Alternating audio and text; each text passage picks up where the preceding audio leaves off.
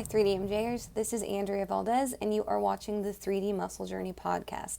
In this episode, I am joined by Alberto Nunez and Eric Helms as we discuss the future of natural bodybuilding. So just like people make predictions about any other sport, this is our NFL, it's our UFC, it's our FIFA. As coaches, every now and again, we chat about things that we wish were different, things that we'd like to see, and things that we look forward to as our sport evolves. So this episode might get a little bit heated here and there, but only because we're all really passionate about this. We get into show formats, judging criteria, scoring systems, and all the other things that, like, if we had $1 bazillion and years to invest, things that we would do differently. And you'll notice that just because we're all 3DMJ coaches, our opinions actually differ from each other's too on a few things. And because this is a bit of a taboo topic or something that's not discussed very often, I really encourage you guys to leave us comments on here. On YouTube, fill out the comments below that. Go to the blog and go ahead and leave comments below the article. But this may or may not be actually, I highly doubt that this is the last time that we'll talk about something like this, as it's really important. And I think that getting these ideas out there and having your voices heard could really be useful towards our organizations and the people who run them. So stick around for this whole thing and let us know what you think as myself, Berto, and Eric discuss the possible things that we would like to see throughout the evolution of natural bodybuilding. All right, so we were in the UK 2 weeks ago. Oh my God, was it already 2 weeks ago? With our Shredded by Science seminar. We're having our post-seminar dinner at a Turkish restaurant.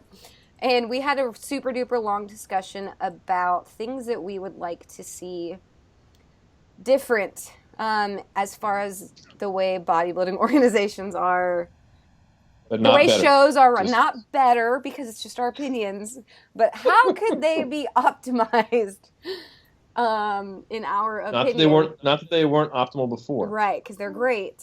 How could we make them different? Nothing needs to change, but we need to change a bunch of stuff. That's what we're saying. Our wishes, our wishes of wishes. Bert, can we start by hearing about your idea for live judging, live scoring? Okay. Tell me about this. So how do we make it hyper optimal? Throw me under the bus to kickstart this. I think. And this kind of goes back to the pre-judging and then the night show. I just kind of wish it was one big thing, personally. I think from a competitor standpoint, it's a lot. I think it would be a lot less stressing if you knew you only had to go up there once and that was it. That big gap in the middle is probably one of my least fondest parts of just the big day. So I would say it kind of started with that, and then I'm like, okay, so now you have what is just going to be the show. So no longer an AM show, no longer a PM show. Now we have the show. How can we make this better? And that's the first thing that came to my mind, is just make it like other sporting events. And actually, Cliff Wilson, I'll give him credit for this one because it was a great way to compare it. He thought that as a spectator, if you only come to the PM show, which honestly, that's how a lot of us do it. You know, we invite families. It's like, come to the PM show, because then otherwise, I don't know what to do with you the rest of the day, right? Yeah. So they come to the PM show and they see you and that you look great. You did a wonderful job on your routine, but the actual game took place earlier. So the way he compared it is like if they had a slam dunk contest like in the evening, and they're like, hold up, let me tell you guys who won the game. It happened earlier today. You weren't even here. Yeah. And I'm like, that's like spot on what we're doing. So it just makes sense to consolidate that and then make the people in this, like in the audience, make them feel like they're part of it. Like have them white knuckle it a bit more, and they can see why it is that their competitor, they're in third place after the symmetry round. So I would love to see. And this is just me speaking, and I have no idea how difficult this would be, but to have, like a scoreboard, like every other sport, where, your guy is up there and it's like, wow, they just spun them through all the symmetry round and he's in third place. Like, what are we going to do? We're waiting for that back double bicep because that's his money shot. So I would love to see, like, whatever the judges are putting in there, like make it up to the scoreboard, and I think that would make it so much more exciting as a judge. I know it would have me sweating, and it would Yeah. make my job. It's a difficult gig, but I think I think that sounds like a lot of fun to me, and it sounds exciting, and it sounds like it's a great way to kind of just make the competition day more of an actual competition in some ways. I mean, they do it in gymnastics, something similar Yeah, to oh, that, don't get right? me started on gymnastics. I know. But what I love the most about that is, yeah, it's more exciting for the audience and whatever. But what I like is that it creates more accountability for the judges.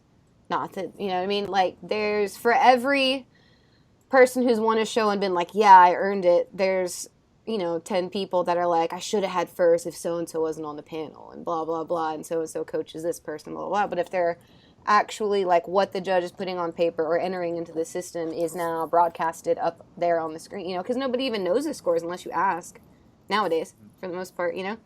So I think my favorite part of that is it's obviously naturally a subjective sport, but anything to bring the subjectivity down, I'm just like, that's what I'm all for that because, like you said, I compare everything to gymnastics. I don't know if I should, but it's just what I know and I know it well and whatever.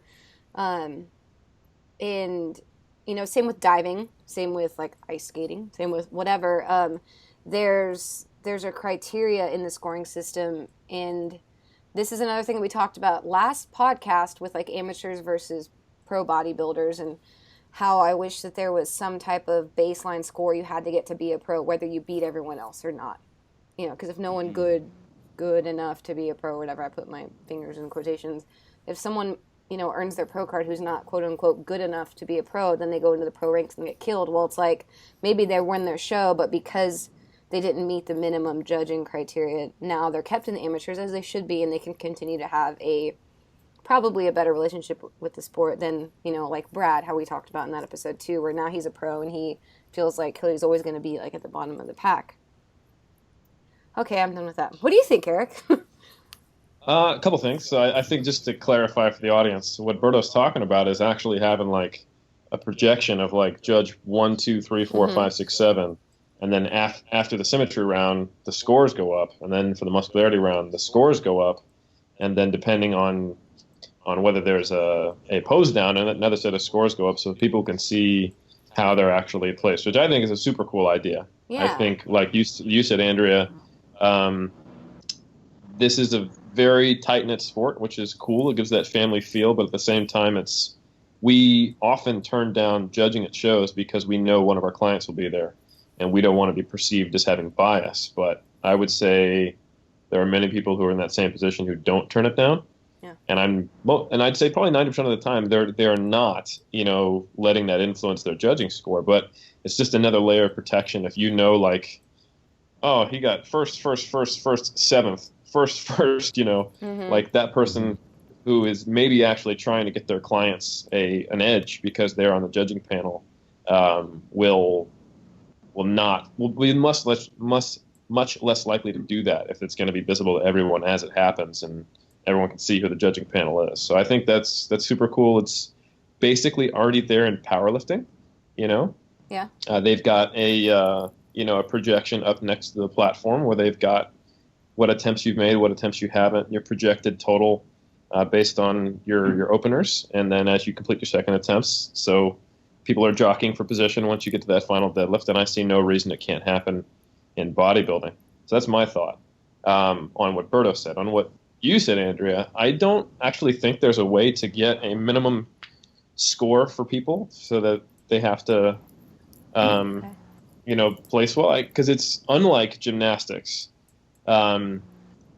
You're trying to beat other people, not just see who has the highest score individually. So your score is relative to others, even though there's not really offense or defense. You're just there. So the placings inherently in bodybuilding are like your points are your placing, if that makes sense. Right.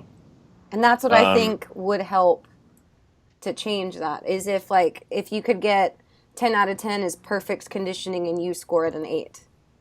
And then across the board, if everyone has their score, the score is because it makes you judged on you as opposed to you judged against other people. And then out of that, if you're judging each individual by their amount of muscularity, conditioning, symmetry, whatever, then by the end of it, those scores sort themselves out into placings. Does that make sense? Yeah, but You don't think it I would don't work think that that way? can. I don't think it can work because, like, if like, what is a 10 out of 10 muscularity? Like, Yeah. there's So there's there's I like think, if but you there's have a like a, what's the word? Oh, what's the word? Like an example. Like maybe it's a drawing, maybe it's an actual, maybe the guy who won worlds, whatever. Here is a 10 out of 10 at this thing. Here is a 10 out of 10 out of this thing. This is the perfect way to do it. Based off that, how far is he from that kind of thing? Um, Again, that's how. In my perfect I world, I get to have a perfect world too. no, you get that perfect world, but if we're actually talking like solution oriented stuff, I think it would be next to impossible to have because a move is done a certain way. There are movements through space.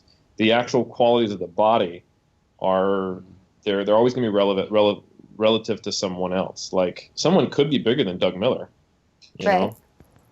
But that, I I think mean, it just you know what I'm takes saying? like absurd amounts of judging training.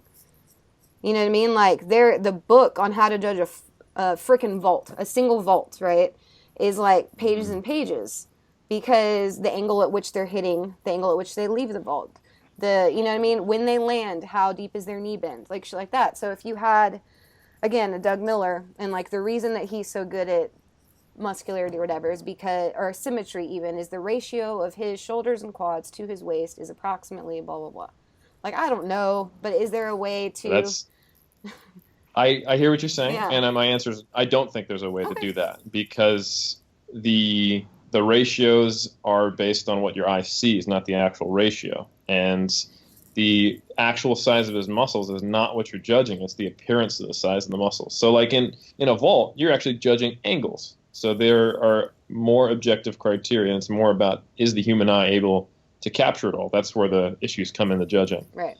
Um, Bodybuilding is always going to be about how you compare to the other people on stage. So I think the way to get around that, because there's a saying in bodybuilding, is almost every pro looks like Mr. Natural Olympia or Mr. Olympia when they're by themselves. And the difference is, I mean, I would say even now, after having been a fan of the sport for 12 years, when I'm looking just at Phil Heath or just at Kai Green or just at Ronnie Coleman, they're all 10 out of 10s, you know? Yeah. So that's very difficult to parse out. I think probably what you guys hit on, I think Berto mentioned it in the last podcast, was we need intermediary amateur events, kind of like the NPC has, which would be we'd have nationals. So like a local show shouldn't be a pro qualifier. A local show, if you place an X level, you get to go to nationals, you know. So then it's more of a process of Yeah. attrition to get to the pro level. You get Which I weeded think out is by probably process, by making it through different levels as opposed to yeah, like, okay, yeah, that's also a good idea. yeah. Yeah. Who was it? I think it was one of y'all who was saying like when you're like you can't judge the size of someone's whatever. Was someone talking measurements or a body See, comp equation? I feel like one of y'all said this sometime. I actually got approached, but there was a guy. His name is Bill, who I used to train with back in Sacramento. He did the NGA with you, Berto, and he's a very analytical guy. He actually suggested there should be 2 rounds. One where it's just a raw body comp equation, like what is your it wasn't around at the time, but now it'd be what is your fat free mass index, and then what is your body fat percentage, and you get points on that, and then they have a subjective round. Huh. So for example, somebody like Brad would do really well. You know, he's on paper has a very good physique. His stats are good, but then the way he compares would come down to his symmetry, and so maybe the muscularity round is purely based on body fat percentage and fat free mass index.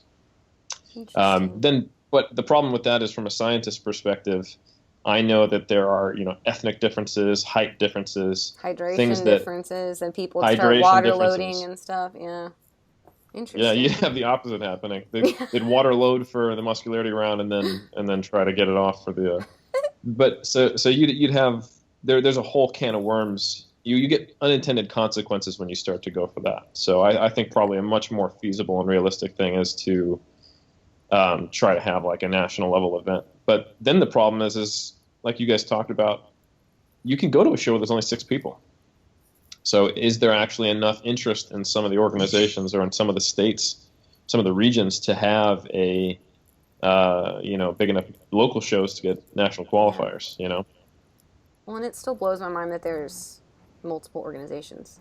Just to begin with, that in itself, that like almost every other sport, it's like, here's the national governing body, and then from that stems, whatever else and whatever else and whatever else. And it's weird to me that, I mean, I guess for non-test, NPC is close to it, but they still, just because they're the biggest, they're still not the only. And again, comparing to like diving, gymnastics, wrestling, whatever, we pick the Olympians, and underneath that you have USA Gymnastics, and then, it goes down from there. Like, you're not allowed to hold an event unless it's sanctioned and scored, and, not allowed to go to levels, and the judging criteria is insane. And I just think it's a big enough sport that it's weird to me that there's not a one single governing body, is all. Bert, things? Oh, go ahead. I was just going to say some things are moving in the right direction. Like now that they allow cross competition, you could, and some organizations accept other pro cards, so you can draw from a larger pool. So, for example, let's say the WNBF, INBF decided to create nationals, and you can only get a pro card at nationals. But then they could stipulate whatever the criteria is to get into nationals. So you win, regardless of whether you're pro or not. You win a local show overall, or you beat X number of bodybuilders. So let's say you're actually in one of those huge shows where there's 15 people. So you can say either you win an overall pro card at a local show, or you beat 10 people at least.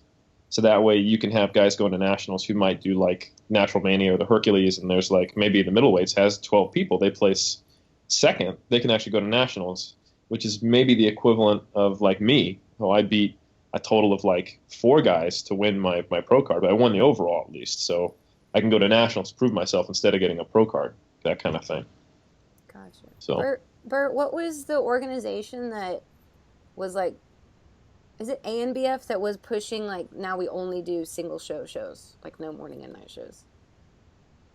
I think it might have been them. Yeah. There's a few. Yeah. Because they started. There's actually a few. I think they started the Facebook group like 2 years ago.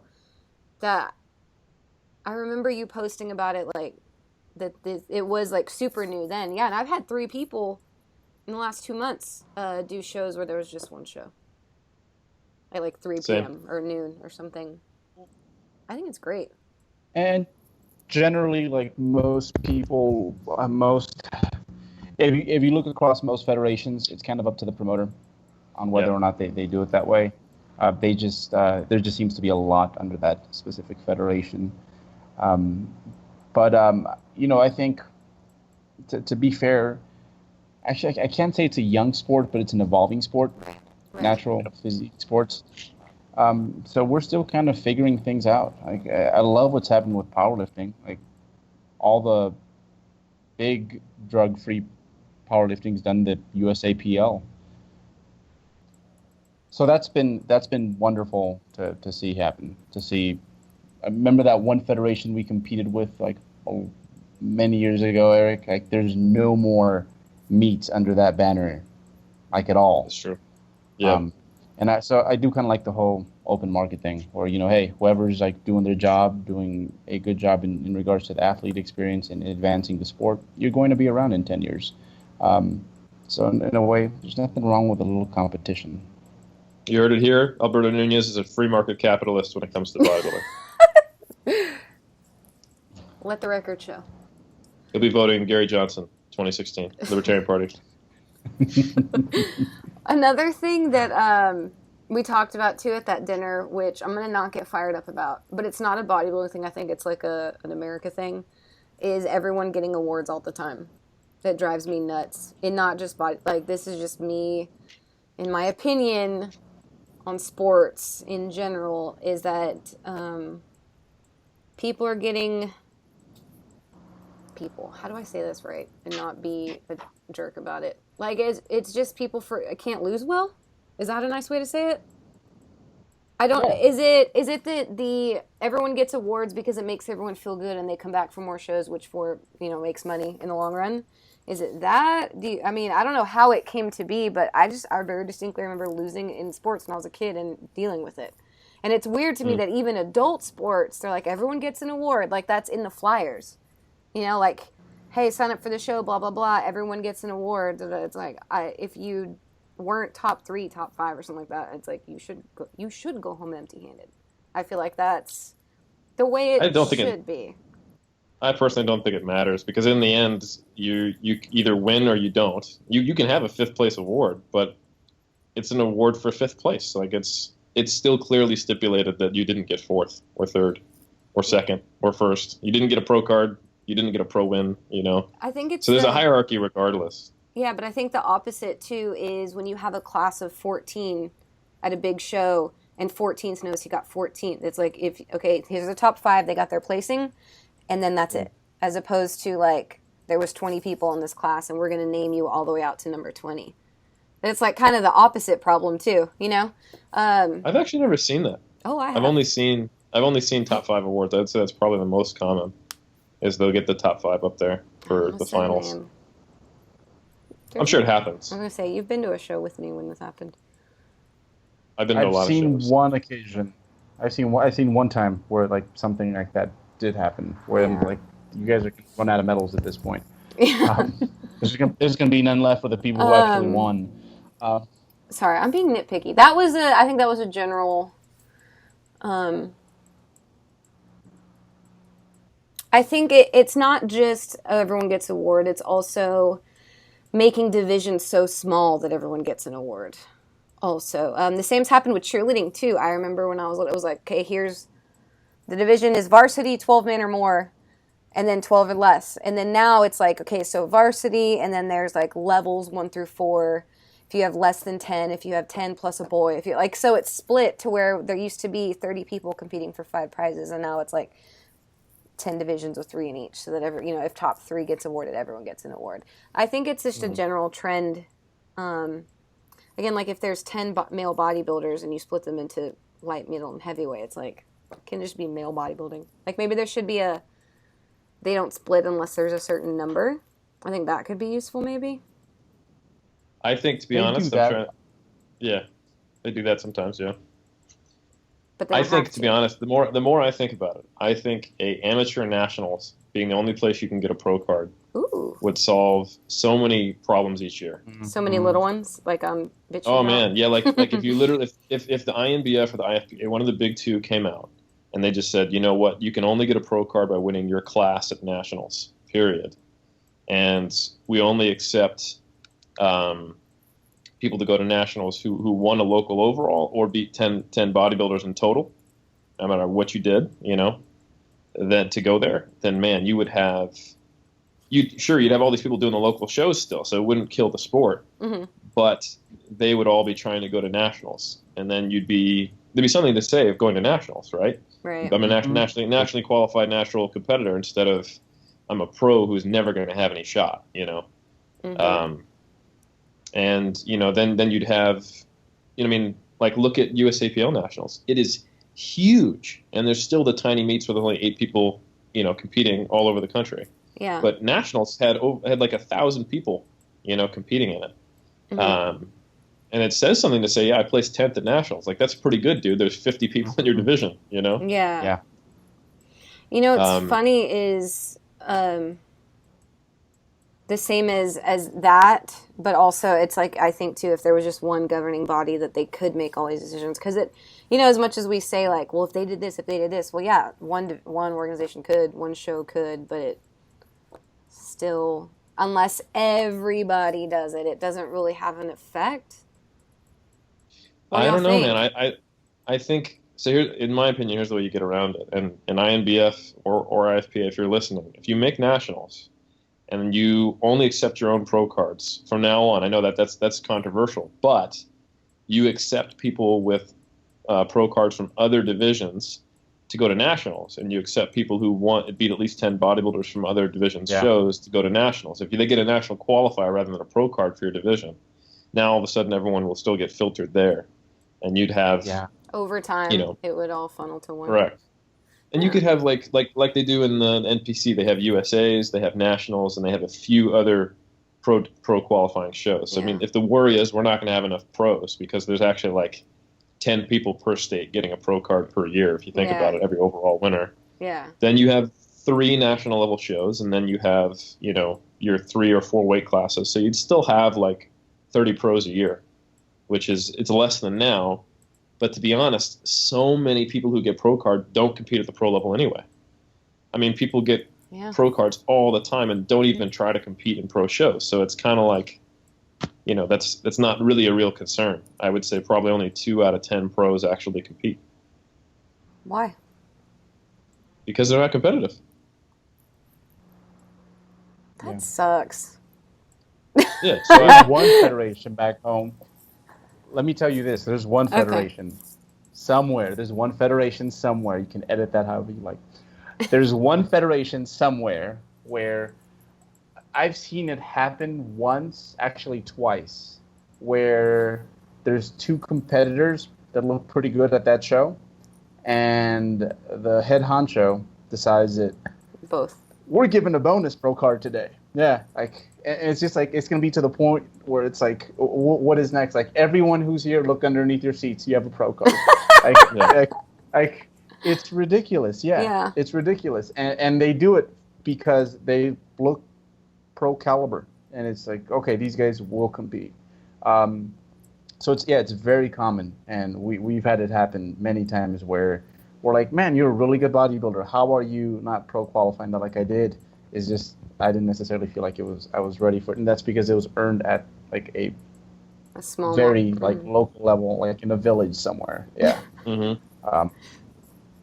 Nationals would be so sweet. Like I would like every pro card that I got up until the WNBF pro card, I was just kind of like, like I want that one because a lot of people are going to show up to the what was the capital city then. Now it's the Muscle Mayhem. But I'm like, guys like Leroy Perry have not gotten their pro card here.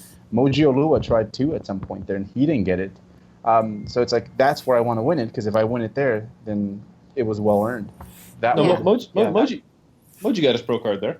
He beat Jeff for it. No, did he? Oh yeah, he did. But he tried once 2009. before. He tried once. Yeah, he got Rodney it in Hilaire 2009. won it. Yeah, Rodney Rodney Hilaire Hilaire. got his pro card there. Heavyweight, Yeah. WNBF, great. Yep. Look at that. We know our history. I know. That's right. I'm just gonna sit here and look at my fingernails because I don't. Yeah. So I think so. We're proposing 3 solutions right now. All shows become live judging, so you just go in there once. Scoreboards up there so that you can see the scoring after symmetry and muscularity round going into the overall. Mhm. And then 3, either the INBF or the IFPA comes out and says, you know what, we're going to take other people's pro cards, but only to go to nationals. And then if you win a local show or beat 10 bodybuilders in our shows, you can go to nationals as well. And then if you win your division at nationals, basically the nationals becomes the only super pro qualifier, and maybe a USA's, maybe an amateur universe, whatever you want to call it. And then that's where the pros come from. And I think all of a sudden you've got people with another goal to shoot for rather than just, I want my pro card, which is I'd helping. be so excited. I'd be so excited to take like pro off all my like internet stuff. Like if that were the case, I'd be. If you had to requalify. That's just. You'd get grandfathered though. Out. You'd get grandfathered. Yeah, they look You've at you already- and say, I "You want have to a pro be demoted. physique." I want to be demoted. I want to. You've already won a pro show. You've earned your chops. I want to be the underdog. You're not. You're not. But What about hold on, y'all both have sorry, it just comes out. Y'all Actually, both this is people understand. people understand. This is a good example. We're both pros, so on paper we're supposed to be the same. But the reality is I have a pro card from an organization. Oh, no, everyone knows. I have a pro card in the INBA. I won a INBA show overall. But there were 3 people in my division, and I want to say there were 3 or 4 in the other division. So I really only beat a handful of guys. I actually can't remember how many were in the lightweight. It might have been 3 as well. So I beat maybe at most 6 people to get my pro card, right? Berto, on the other hand, got 3 pro cards, and a couple of those shows were actually rather large, and then has now competed at the pro level and has won an NGA overall. Like, I have not even competed in the pros. So, let's be honest, if I did, I don't think I'd be a successful spurt. I might do okay, but I would probably be closer to like the Brad experience than I would be the Berto experience. Yeah, and my first and show. Go ahead. Yeah, and so if we had under this different structure, I would be competing at nationals, and trying to still fight it out as a good amateur. I'm not a bad bodybuilder. I'm just not necessarily pro caliber, and that would be a cool fight to see if I could pull off a win in like the light heavies at nationals. Maybe I could, maybe I couldn't, but it would certainly be probably a more appropriate tier-based system than me being the same as Berto on paper. Yeah. I think my first show was an NPC show, and I got 3rd out of 14. I don't know how I did it, but I'm just saying, like, I had to be like 12. And you'd be national qualified. If I got 2nd, I think I would have been NPC national qualified, and I was like, what? But I got 3rd. Yeah. Yeah, the top 2 got to go to nationals or something. Yeah. Yep. So, that's the way NPC works. Also, you guys both have been judges at bodybuilding shows. How easy was that to be a judge in a bodybuilding show? This is a problem I have too. Like, what type of in-depth, if there was in-depth learning curve there, training, testing, like what's the typical, and then, I don't know if I want to say all that. How did y'all do that? And do you think it should be more difficult? You want to start, Berto, or me? Berto, you can start. I think Eric, I'd be a good follow-up to Eric. Eric should start. Okay. So I had an interesting experience. So the very first show I went to, I was actually asked to be a test judge, which is good, right? So basically what they had, there's 9 total judges, only 7 actually counted, and then myself and another gentleman were test judges. And then if we were within 90% of the actual judges' final decisions, the overall decision of those 7 judges in every division, figure, there was no bikini or men's physique at the time, so figure, male bodybuilding and female bodybuilding. If we got all 3 of those right, then we would become full judges. So there's a criteria. That wasn't bad. This was in 2006 in Georgia. Maybe I won't say what federation, just to keep it cool. But I like that, and I actually got 100% on male and female bodybuilding, and then like I think 80% on figure, because I wasn't used to judging on more subjective criteria like presentation and how shiny your suit was or whatever the heck they're looking at. That is not criteria, but okay. Oh, okay. I'm just saying because I had to write. It's okay. Never mind. Chill out. Okay. Sorry. All Okay. right. How I told you I get fired up. I was scared to record this one. How your eyelashes look. That's probably better, right? Yes. That was it. The rings that you wear. Kidding. It's the French Manny also. How the bedazzling on your suit is, right? No, but seriously, I was just much more of a bodybuilding fan. So I didn't become a full-blown judge. And then interestingly enough, much later in my career, I was asked just to judge multiple times without ever being asked to test judge. So as far as I could understand, there was no criteria. So it's very promoter dependent, maybe state dependent. I'm not sure. Bert? I'm here. No, tell me. You said you'd be a good follow-up. I'm ready for your follow-up.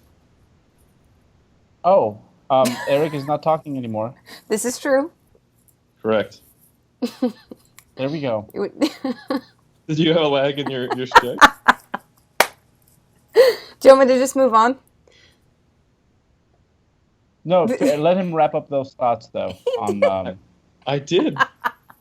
Did you lose us on Skype? Oh, I did. I was that far behind, I guess. No this way. Is great. No way I was that far behind the whole time. Yeah, we have to leave it all in. Okay. All right, we'll leave it all in. Go ahead and follow up. Your judging experience. It was very similar to the latter part of Eric's, where they're just like, we're just going to suspect that you know what you're doing at this point. And they needed judges to make the show happen on both occasions. Zero criteria. Yeah, pretty much. Besides you're pro bodybuilder already, so you should know what you're talking about, maybe.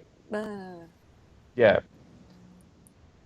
I mean, which I maybe. don't You agree need with. honey. Which You I need don't honey agree for with. the veins. You need honey for the veins. My feedback. You slap them so they come up That's actually real feedback I got from a judge. to give you more honey. So I asked for, this is probably the last show I asked for judges' feedback, because I realize that judges know what you need to work on, but don't know how you should work on it, because they're just average people who may be very misinformed. And I basically need to lose about another 10 pounds. And this judge, I almost said she, could have been a male, you don't know. This judge, Because them girls this are judge big, told me, you know. right. So this judge told me, no, you don't need to lose more fat. You just need to cut up the muscle you have. And Oh. also for the vascularity, you just need to take honey. So take honey for the veins. So if you do some high rep work, cut up the muscle you have, Mm-hmm. cut your water to get more of those cuts to show, and then take honey for the veins, you'll be perfect. But you don't have to change a thing. And I went, thank you very much for your help. And I went ahead and lost 10 pounds. And then I, won my division twice. So And I don't, again, like it's not that. Okay, I think we should say too. It's not like this is every experience we've had, and it's not like there's not great people full of integrity and wanting to grow and be great in the sport. It's just that there's more occurrences like this than I think I can speak for us all than we think should be.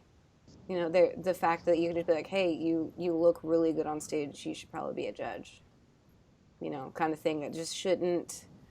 But don't get me wrong. Like that judge that gave Eric that feedback. Don't get Eric wrong. Like she's actually a tremendous judge. Like that's one of the most consistently judged shows we see every year.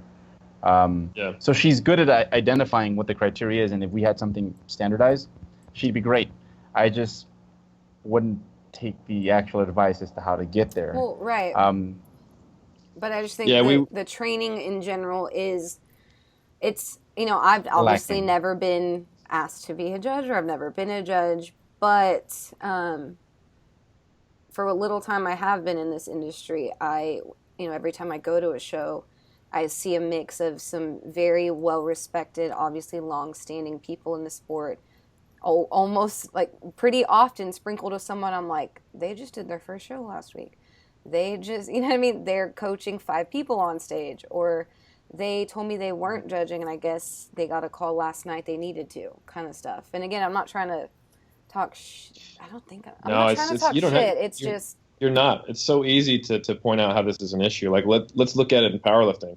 If the only criteria to become a powerlifting referee for the USAPL was that you've competed in a meet before, people would be up in arms and thinking this is crazy. That's nuts, right. Or to have a certain Wilks score. Like, if you have a 400 Wilks score, now you can judge depth better and you can give press commands. Yeah. People can very easily go, that doesn't make any sense. But however, in bodybuilding, somehow we think it's okay just to give anybody who is a pro or has a good physique the ability to judge other physiques, which I think is a huge problem. And we need very consistent, standardized regulations for becoming a judge, just like they have it in the USAPL or the IPF for becoming a ref. Right. Well, and there's also, I've just never heard of it. I know I've heard of test judging a bunch, like you had talked about, Eric, but I've actually never heard of like a test before you're allowed to test, or a training protocol before you're allowed. Like, am I just naive to that? Does that exist? Do y'all know? Or it's just like, come try, and if you match. Oh, I've only heard of test judging, and that's actually not always there. Like I said, I didn't actually pass that test, but then I got asked by the same organization, 6 years later to just be a judge. Because you wrote that paper, you know what I'm saying? That just makes I mean, I've been a competitor, so I guess I know what I'm doing. But I think a lot of the times there's probably too much power that the promoter has and not enough oversight of the organization. Agreed. And a thing that, like with gymnastics, there was, obviously we talked about there's a governing body, then there's, regions, then states. And like there'll be meetings, like everyone who's a part of this district can attend this meeting. Okay, we're only having, I'm just throwing numbers out there, like we're only having 6 district qualifiers this year. If your gym, because it's a money-making thing, right, as we know, if your gym would like to host one of these 6 meets, you can put in a bid, and then everyone who's here at this meeting votes to whether or not they want you to be one of those 6 gyms that gets to have it. And that could be based on the location. That would be based on like, oh, they run a good meet, they always do every year kind of thing. But so that way, again, I'm not saying that bodybuilding should do everything gymnastics does. It's not, but that's my point of reference. And I think that, again, if you limit the number of shows you're allowed to have per state, per region, per whatever, like you said, then it's like it makes them able to be big enough to where you don't have shows with 3 people in them that don't make money for the promoter, that can't find judges, that, all that stuff. And while I've never competed in gymnastics, I've only done powerlifting. It's the same way. Like I've competed in, I know about the USAPL because, all my athletes who are in it. I also know about Australia, the UK, and in New Zealand, where I do compete now. They're all IPF affiliates. And there's either a region, a province, or a state chair. Okay. And then someone appointed as the president of the region, and then the vice president, and then the secretary. Yeah. And they specifically sanction the local meets, and then the higher body sanctions the national meets. And there's only one Auckland Championships, Yeah. Then if you get a certain total, then you can go to nationals, and then if you do well enough in nationals, you can go to international comps and represent New Zealand. It's very straightforward, and if we just simply had state chairs for bodybuilding organization, all of a sudden you could have a California show. You could have this, you could have that, instead of 10 shows a year and people stepping on each other's toes with timing. Yeah. How many times have we heard about beefs between promoters because they're just trying to find the right way to time their shows? And it should just be no, look, here's the local show, here's the California show, and then there's nationals like we talked about. It would be very simple. Yeah. And you would have to, I think, be sensitive to the fact that, there's only so much time you can spend in a dieted state. So it would be organized, in a much more favorable way where, early on you have those amateur shows and then nationals, and then right after that you have a big pro show or something like that, like Worlds. Yeah. But it would just bring so much more order. Like the schedule would be so much more clear and comprehensive to the amateur athlete, I feel. Yeah, and never. Yeah, what if you had all your state shows in June, nationals in July, and then Worlds in August? And then no one would have to freaking stay in shape all the way from April to October, Yeah. Would that be so? Yeah, everyone knows you start dieting in January, right? You finish with you finish New with Year's Christmas and you get smashed at New Year's, and then you're on your diet. Yeah, you're good to go. Yeah, and you're done before the holidays. It's perfect. Right. So you can binge fast at Thanksgiving, obviously. Exactly. So you're set up to get fat every year. Perfect. Okay, so judging, we talked about what would be cool. Structure of the national qualifying things. Bert, at the very beginning we talked about AM and PM show versus a middle show. Did you say a nipple show? A middle. Get your mind out of the gutter, Helms. Jesus. Well, bodybuilding does in the male divisions. It is a nipple show. That would bring people to the. That would if there was a nipple. You have a symmetry round and a muscularity round. And for the halftime show, Janet Jackson's coming in, and it's okay here. Oh, Jesus. The tassel round. Okay, so if there was, right now, how does that logistically, why was there always 2 shows? Was it the prestige of the night show? Was it don't make fun of me, I haven't been around as long as y'all have. Why was it that way? Well, we could go back to the way, way early history. Mr. America used to be a 2-part show, and they would actually have athletic feats and then the bodybuilding round. So it may be a kind of a vestige of the early shows. We'd probably need to get someone a little more even old school than Jeff on to talk about that. Someone more bodybuilding historian. Jeff old. Just, I don't know. He is. I said we need someone more old school than Jeff. Jeff isn't old enough. Yeah. I would suspect that's the origin, but I'm not 100% sure. Yeah, because even when I first got into the sport, little things have changed as far as it's gotten, I guess, more laid back. I remember the first couple shows I went to, at night, I went to go see a show before I ever competed. I went to go see a show by myself in my, leggings in a track jacket or something, and, these girls were in, ball gowns, and I was like, oh my God, how embarrassing. And like I remember when I went to the Mayhem, it was like that too. Like guys dressed up, females dress up for the night show. Like it's a very, It's an event. like you wear white at Wimbledon kind of thing. I was like, this is fancy, And like the more and more I go to shows, I'm like, oh, now we all look like trash. Like, what? Mm-hmm. That's just a weird evolution that I noticed. I've never really talked about that with you guys, but Well, the sport's weird, man, because it's this odd blend of something trying to be a sport and something trying to be a pageant, yeah.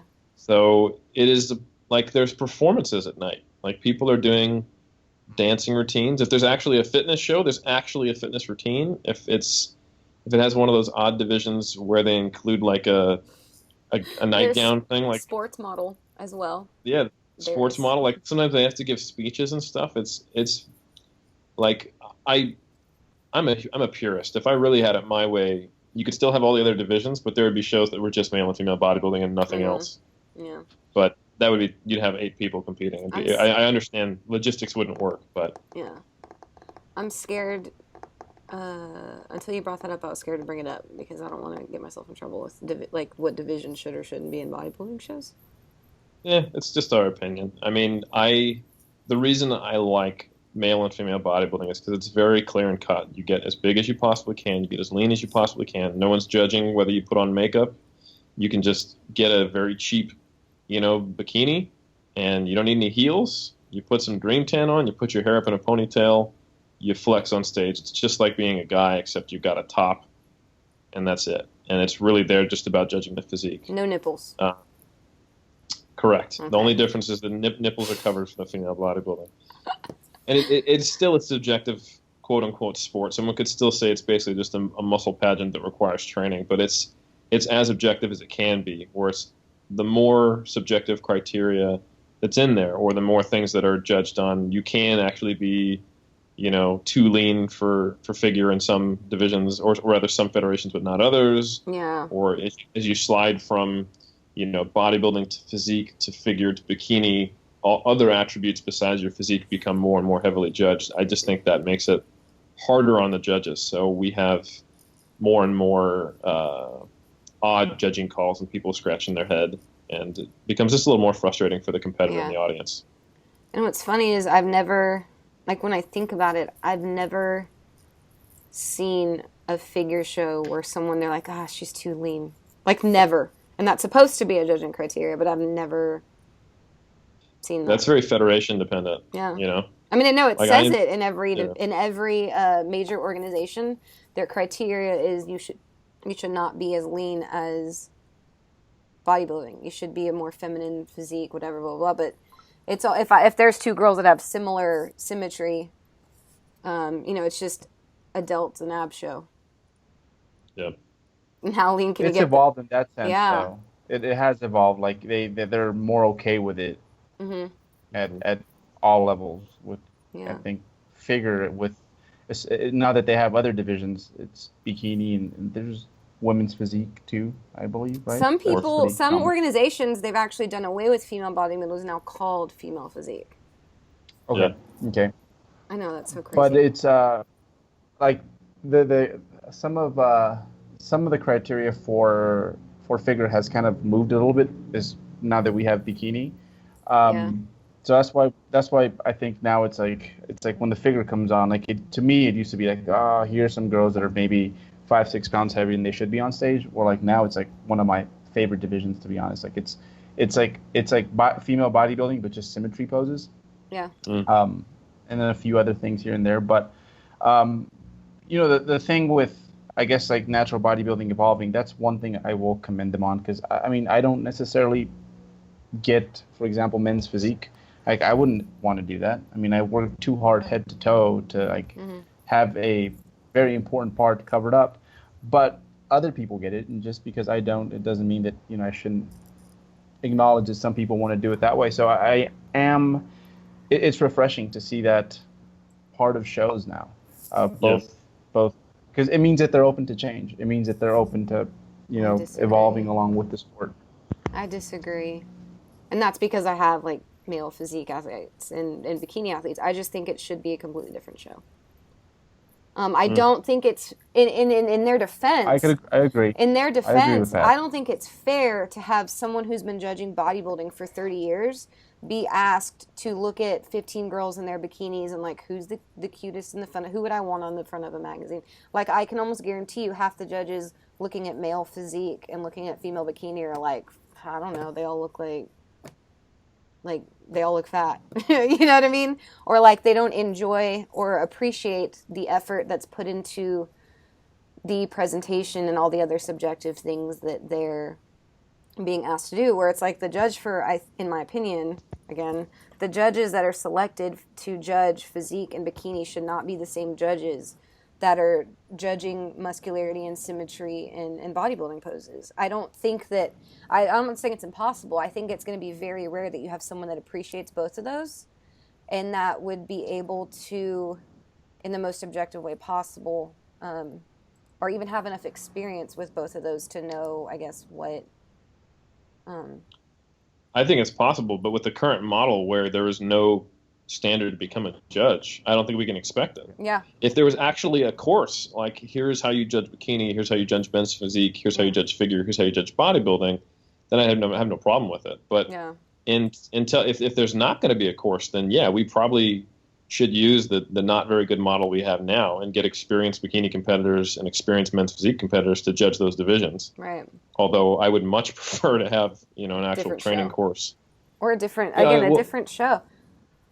Well, you still run into the same problem. Then who are you going to you got to recruit judges twice, Well, maybe you have a Saturday, Sunday show. Saturdays bodybuilding, Sundays every other division. Then you got to get two panels of judges. No, in my honest opinion, there's things like WBFF or whatever that's made for that, and then there should be natural bodybuilding federations. Like I like, you know what I mean? Like I think it should just be that's not the same sport because it's just the only problem there is that the main drive to one of our most popular shows that we know of in California, the promoters were both with a male and female bodybuilder, and they were actually opposed to the idea of ever bringing the other divisions to their show. Mm-hmm. But they got to the point where it's like, we have to keep the show going, so we need these more popular divisions. I don't know if that's really the case when it came down to the hardline numbers, or if it would have been just going from a profit to breaking even, or from just accepting that you're only going to have half the competitors and half people in the audience. But I think there's a lot, at least what is said is that, and I don't know if this is true, that a lot of the rationale for keeping them together is to, keep people coming to the shows and to make them big enough where you're not losing money hiring at the venue. What I was saying is if that were me running a show and if I cared about the sport the way I thought I cared about the sport, then it needs to be a smaller show to keep it the way that I think it should be. You know what I mean? That's just my opinion, regardless of who it was, and I love those people. But like, if I was running, because of how strongly I feel about it now, and I'm not even owning my own show, but if I was, but well, as you guys know, offset the cost? What if it doesn't offset the cost of hiring the venue? It doesn't matter. Let me play devil's advocate for a minute. Yeah. So, for example, when we pick our athletes, we're selective. Like, one big thing is drug-free, please, right? That's unanimous. We work with drug-free athletes. But how about if we only accepted like female bodybuilders and male bodybuilders, and maybe we'll throw figure in there? That would affect our bottom line quite a bit as a business. And I can see how they're likely having that same discussion where it's like, we need to do this to keep this show running, so that the sport that we're a big fan of just can kind of pulsate right along. Yeah, I tend to agree with Berto there. I mean, there does become some practicality issues, and that's coming from us. A relatively well-established coaching group. Imagine being a new coach on the block, and especially with arguably you need more skill to coach a bodybuilder because they have to get leaner. There's more you have to do. It's harder on them in terms of their physiology. So is a bodybuilder going to want a new coach who's maybe only competed in men's physique to coach them? Probably not. They're a very cliquey group of people. They're going to want people who know what it's like to compete in bodybuilding and coach bodybuilders. So you're going to have trouble breaking into the industry if you're not willing to take on some of the novices in other divisions. So there does become practicality issues. You kind of have to evolve with the participants in the sport to do it. But yeah. Plus, what about the people who want to use it as a bridge? What if someone starts in bikini and wants to then compete? Then they compete in the WBFF, and then they go to natural bodybuilding feds when they're ready to do that. I mean, that's. Yeah, I think that's. It just makes sense to me. I don't. That's why it's the quietest you've heard me on this podcast, because like I feel like an asshole about it all, but it's honest. It's just honest. Well, I don't think there's anything wrong with saying I get it. Yeah, I think, get it. And that doesn't mean I don't love my physique and bikini athletes. That's not what I'm saying. I just think, again, it'd be even in their best interest if it was just, there's this sport and then there's this sport. And I'm not saying that, as we know, to create a lean physique, whether that's, 10% body fat for bikini versus like, I don't know, 7 to 8 for a female bodybuilder, whatever it is, I do think a coach could service all of them just as well, but it is because our what we coach on is the same thing, but what is judged on isn't. I'm actually going to come out and say that I agree with you in spirit, but I think breaking up the divisions into their own federations and other shows would be a terrible thing for natural competition because it's already so fractured. Right, and that's where because it's already so fractured. It had to start back then. It would go from having 10 different organizations to having 20. You'd literally have a natural bikini federation, and there'd be a show. There'd be 2 shows every Saturday, and all of a sudden it would be insane. Well, and I think that's the point that I'm trying to make is that it shouldn't. Like, it's crazy to me. Like, if I think, okay, this is my position, 10 years ago, if I was in my, a lot of these promoters' position 10 years ago, I'm just imagining, because y'all know me on a personal level, and I think y'all don't think I'm lying, that if I was in their position 10 years ago and someone said, look, there's new thing coming in, blah, blah, blah, and I said, no, I don't think that's a good idea. No, I don't think that's a good idea. No, I don't think that's a good idea. Well, you're not going to make enough money. Well, I either need to have a smaller show or do a better job promoting to where I can do it the way that I want to do it because I care so much about this. And because that didn't happen over and over and over, and now here we are, and you're right, we can't go back. But it's crazy to me that if they cared that much, that it was allowed to happen, in my opinion. There's a lot of ways to look at it, though. I know there is. And, like, the practicality thing, like, we have this discussion, like, with, at our meetings all the time where I'm just the asshole that's like, no, it shouldn't be this way, and I feel this, but it's just how I feel. I don't know. It's just how I feel. I don't know. I think that's totally fine. I think when it comes to actionable changes that could actually make bodybuilding better, I don't think splitting up the divisions would be useful, even if we went years ago. I think what needs to happen is that we need to have judges who are extremely well trained so that they can judge all those divisions. Then it can be in the same show, and it won't hurt anybody. You don't allow crossovers. You can cross over an age division, or like if a junior wants to do the open, fine. If a masters wants to do the open, but you don't get to compete in 2 different divisions.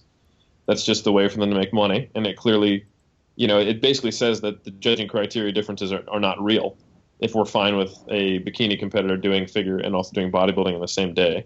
Mm-hmm. And then we have judges who are just as capable of judging every single division. And then it doesn't matter. If you don't like bikini, you don't come to that part of the show. If someone doesn't, they're more or less different sports done on the same day. It's like the Arnold Sports Festival. You can go watch someone compete in powerlifting. You can walk over there and watch the Taekwondo competition.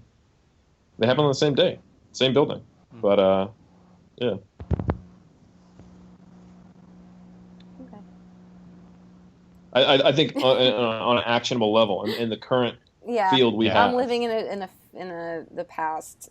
Yeah, it's not. What I'm talking about is just me being emotional. Wand, sure. I know. It's me being emotional and caring as opposed to, like, what's actually useful. And I realize that. And that's a mistake I make often. No, I get it. Because I also, on an emotional level, I struggle with some of these divisions because it's much harder. And say what you will about the different divisions and what you think if they're judged well or not. But it's much harder for a bikini gal when she gets placed last to not feel like she's being told she's ugly, when about half of her criteria for her position is based on beauty and elegance and presentation rather than her physique, than it is for a female bodybuilder who's placed last to not internalize that negatively, because they're saying, look, you're not extremely ripped and shredded and huge. There's people more shredded and ripped than you. Not. There's people literally more beautiful and attractive than you. Yeah. So, that's a good point. That thing that we always talk to our athletes about you need to separate your competitive physique from your walk around physique and have, self-efficacy and self-value, regardless of how you place. I think that's just harder to do when your division is much closer to the normal standard ideal. It's like a men's physique competitor or bikini competitor. It's because it's literally in the judging criteria saying, beauty or the model-esque, look, handsomeness is part of judging criteria. That's a tough thing to take on the chin when you place last. So I just worry about the mental health of the people I work with. Just kind of the reason why I like the bodybuilding divisions more. But that's a separate issue in my mind. Yeah. Well, and I think too that it's just, yes, I think a judge could learn to judge them all if trained correct. I think it's possible, but more than anything, I think that you are bringing pageant into sport, and that on a personal level bothers me too. Although I do figure, which is a little of both, and I get that, and it's like close to crossing it. And I know in your opinion, you don't even think figure should be in there, which, I think is interesting, and I think it's valid, and it doesn't offend me. But I just feel so bad saying all the things I'm saying this episode because I don't want to offend anyone, especially my athletes who I love and work with every day. But I think it is just, again, I know that we're achieving the same goal. But once they get on the stage, I don't like that when I do have a physique, like you said, a physique or a bikini athlete. It's like, we did our job, but I don't know what they think. I hate that. I think that is, like we did our job. You look incredible. Oh shit, you got last, but you did look incredible. But maybe there were just so many damn people on the stage, and you got out angled, like that kind of stuff. That is angles and demons. Angle game. I know. Angles and demons. But we talked about that a few weeks ago. Like I had, and you guys saw a male physique athlete that had a damn good physique. And I look at the lineup, and there was 25 guys on a stage where they should have maybe had 10. They all looked pretty damn good. I'd say his physique was in right up there with all, actually probably in the top half, but he was hidden, and some guys just nudging him out or whatever. And he's kind of a young guy, and it's like, and he comes back and so disappointed. And I'm like, let me see these pictures. And I'm like, oh shit, you look great. You look better than that guy, better than that guy. Oh wait, but they're in front of you. Because it was, it's just, we got all these entries and all this money came in with it. So it's like, again, I don't know what I was saying with that. That whole situation just bothered me. And I don't think, again, as these divisions grow more and more and more, it's like, yeah, you don't want a bodybuilding show with 3 people, but you also don't want a physique category with 30 people. Like it's just... It's funny how it's like almost the exact opposite of all the things we talked about with bodybuilding. It's like the opposite problem with this physique and bikini thing. Well, in powerlifting, they cap the show at a certain point. Yeah. The show, the meet at a certain point, where it's like there's room for 100 lifters, and then we're done. Which is another thing. Sometimes these shows, I've yet to hear of a cap. It's just like you either made the deadline or you didn't. Yeah. So that would be good, because that way the show wouldn't run until midnight. Yeah, shows are out of hand. Some of them these days, like the big shows are getting bigger, but I feel like the smaller shows are getting smaller too.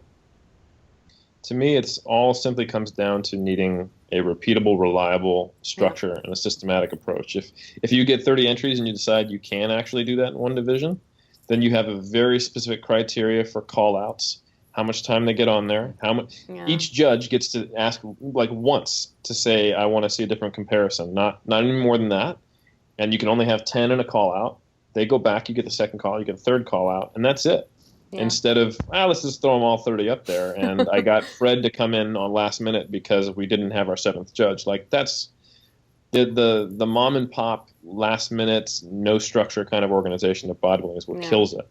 I don't think there's any issue with having, like, bikini, men's physique, bodybuilding in the same show. It's probably more similar to compare bikini and female bodybuilding than it is to compare like a floor routine to pommel horse. You know what I'm saying?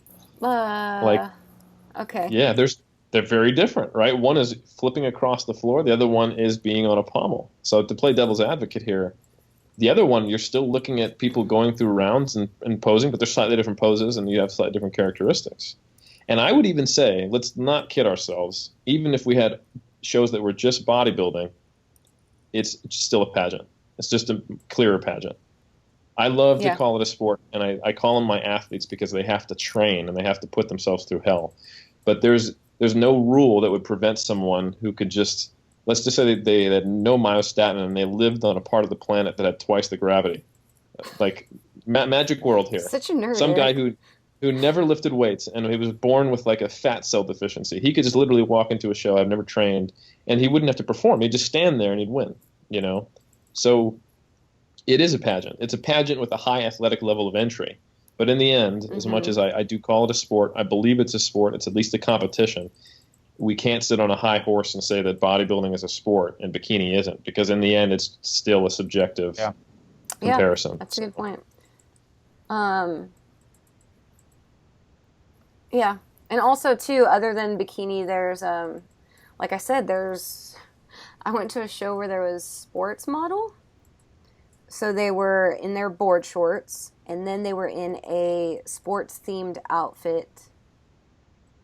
And I was just like what? And also, I do think it's a little predatory. What do you mean? And I'll expand on that. So there's a couple things that we've talked about. You talked about how you don't like how everyone gets an award, right? It kind of feeds people who don't have a lot of self-efficacy or self-value. They get an external reward and they get that sense, right? Right. So then you create 12 different divisions, and then you allow crossovers, right? Yeah. It's predatory. You're taking people who they don't have a great self-esteem, and now they have 12 opportunities, and they know that because there's 12 divisions, there's not going to be anyone entering them. They're going to be competing against one other person at most. So they enter, the open and the masters and the novice in bikini, sports model, figure, and female bodybuilding, and they get 12 awards. And I've literally seen things like that happen. I can think of one too. Yeah. And I think that's predatory, because now that person probably paid about $800, and you could put that all on the person and say, no, that's not an issue with the federation. That's an issue with that crazy person. But you're attracting it. That's like saying that someone selling drugs to kids is not, a bad person. And it's like, well, hey, those kids are easy to fool, and the guy's got drugs. So it's like it's a slippery slope. But the point is I do think that there needs to be very clear criteria, clear judging, clear call-outs, a judging course. I think if everything becomes much more systematic, a lot of these problems go away. Yeah. Hey, I want to thank you for continually reminding me that we're supposed to be offering solutions and thinking about the future, as opposed to just complaining like a child, like I've been doing, and I need to stop that. That's all I'm saying. We should call this episode the Andrea Rant. I feel bad about it. And we're going to call you Andrant from now on. I'm the new coach, and everyone's going to be like, who is this girl? Don't do that. Don't start that right now. Andrea's recliner of rage. There you go. Hold on, wait. There it is. I feel so bad in the middle of this, but these, obviously, as y'all know, these things bother me. But it doesn't do me any good to be like, this bothers me. It's like, well, could we even change it? Okay, so we have these ideas of, aside from me being a child, then we go into, all right, the actual situation that could be fixing it. We all agree, obviously, is just standardization across the board in a number of ways, right? In a number of ways. Yeah. Is there anything we can do about it? Although arguably, maybe us just talking about it, because nobody really has, is a start. I don't know. That's a great start. Yeah, well, and it's easy to talk about it. Like, there's been many times at 3D Muscle Journey, we have gotten suggestions from others, and we're like, do you know how not practical that is? Like having a podcast, right? We get feedback all the time in regards to what we should be doing. Oh, you should have a seminar here or a seminar there. And it's like, dude, it's not that easy. So, we're sitting here, and it's really easy to just be an armchair quarterback and throw these things out there. So I think if anything, I just hope it gets dialogue going, and I think, and this is all because we love the sport, and just we just want to see it do better over time, and especially with how well powerlifting is done these last few years, it's like, well, why can't bodybuilding be the same? That's where I go right back to. It can't be. It has to be within the organizations, right? I mean, unless and I know people have been like, you should start your own organization. I know that y'all have throughout the years mentioned it a time or two, and y'all are like, but then you couldn't be coaches, right? If you run the organization, how would that look? Not to mention, do we need a 84th natural bodybuilding organization? I know, right? Yeah. But I do think something is valuable. It's like, hey, let's create a petition or a survey and just have people. Like, it gives like how many people actually are behind the idea of creating a nationals in one of the organizations that pros from other organizations can attend, or beating X number of bodybuilders and having some way to verify it, or having live judging plus a scoreboard, or having a judging course. That you go to the website of the federation, you sign up, they have it hosted 3 times a year, here, and here. It's another income source for the federation, and it's actually another credential. Like, I think all of us would probably have like certified judge if it actually meant that we knew how to look at physiques and see whether they're objectively better or not. Like, if I was a competitor, I'd want to know that my coach actually had gone through a course to show what was the criteria that they're supposed to be helping me achieve. Right. This is a good idea. We should talk to the SBS guys about this. I agree. They would do it. We talk to them now. Luke and Lawrence. Well, it's got to go through the organizations, though. I mean, that's the thing. Like, it's you would need the different organizations to really get behind and get better with their social media engagement and their websites, and then also offer these things. So that's really where it has to happen. Yeah, and that's a weird thing too nowadays, right? Is that sentence you just said, we all were like, yeah, they need to do that. But it's like, can you believe that? Like, we all thought social media 10 years ago were like those kids on MySpace. And now it's like, that's how shit happens. Yeah. So that is interesting. Cool. Yeah. Now that I made myself look like an idiot for an hour and a half doing my recliner of rant. Anything else that we missed that we've, I guess, maybe talked about as ways to... that we think could improve the sport? We should maybe leave it here, because we will most likely I think this will get views. So we'll have either things we missed out on, which I can think of a few already, but then also just other people's opinions. I would love to hear what other people have to say, because there might be some solutions we've overlooked. Yeah, and there might be someone... or additions to what we have. In an organization that's like, that's great, let's do it, let's talk. And then we would have, I guess, answered our own question of how do we do anything about it. I'd hope so. Yeah. I hope so too. All right. I mean, we didn't even touch drug testing. Exactly, that was the big one. But that's a can of worms. Yeah. Next time we're all together. Word. All right. Thanks. This was awesome. Yeah, it was fun. It was hard for me, but it was fun. Yeah.